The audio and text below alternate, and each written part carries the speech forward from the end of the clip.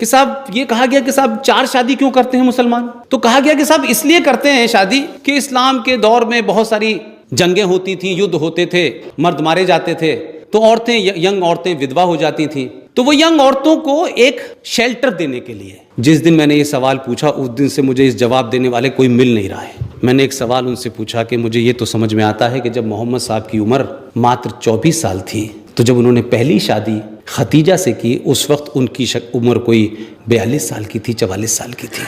यहाँ तक तो समझ में आता है।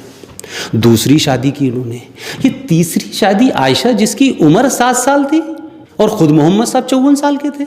तो मुझे ये समझ नहीं आया कि 7 साल की लड़की को क्या शेल्टर देना था आपको, और उसका तो बाप जिंदा था। तो भाई जब बाप जिंदा था तो आप क्या कर रहे थे?